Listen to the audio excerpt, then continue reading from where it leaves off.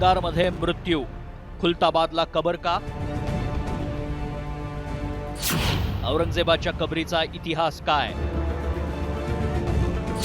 मातीची कबर कोणी संगमरवरी केली? राज्यात पुन्हा औरंगजेबाच्या कबरीचा वाद उफाळून आलाय. छत्रपती संभाजीनगरच्या खुलताबादमधील असलेली औरंगजेबाची कबर उखडून टाकण्यासाठी हिंदुत्ववादी संघटना आक्रमक झाल्या.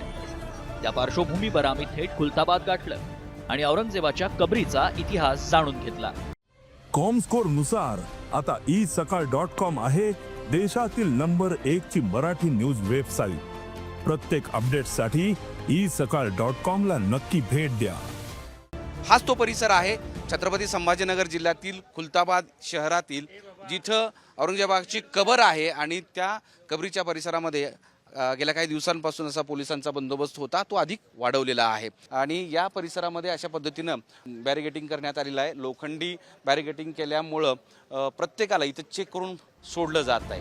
छत्रपती शिवाजी महाराजांच्या निधनानंतर स्वराज्य जिंकण्यासाठी आलेल्या औरंगजेबाला आधी छत्रपती संभाजी महाराजांनी आणि त्यांच्यानंतर महाराणी तारा राणींनी तब्बल 27 वर्ष झुंजवत ठेवलं आणि अखेर स्वराज्य न जिंकताच औरंगजेब 1707 मध्ये महाराष्ट्राच्या मातीत गाडला गेला. औरंगजेबाचा मृत्यू अहमदनगरमध्ये झाला असताना त्याची कबर खुलताबादला कशी, हे जाणून घेण्यासाठी आम्ही इतिहास अभ्यासकांना भेटलो. यावेळी त्यांनी काय सांगितलं पाहूया. 1707 औरंगजेबाचा अहमदनगरमध्ये मृत्यू. औरंगजेबाच्या इच्छेनुसार दफनविधी खुलताबादला झाला. 14 रुपये 12 आणे खर्चून मुलगा आझम शहानं मातीची कबर बांधली. 1904 ब्रिटिश व्हाईसरॉय लॉर्ड कर्झनकडून कबरीला संगमरवरी सजावट करण्यात आली.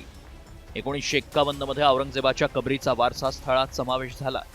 2023 सरकारनं 170 स्मारक वारसा स्थळ यादीतून वगळली, मात्र कबरीला अभय मिळालं. छत्रपती शिवाजी महाराज आणि छत्रपती संभाजी महाराजांविरोधात औरंगजेबानं आयुष्यभर संघर्ष केला, तरीही त्याला शेवटपर्यंत मराठ्यांवर काही विजय मिळवता आला नाही.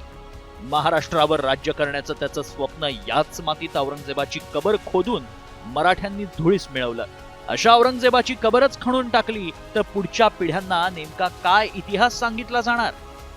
माधव सावरगावेसह ब्युरो रिपोर्ट, साम टीव्ही, छत्रपती संभाजीनगर.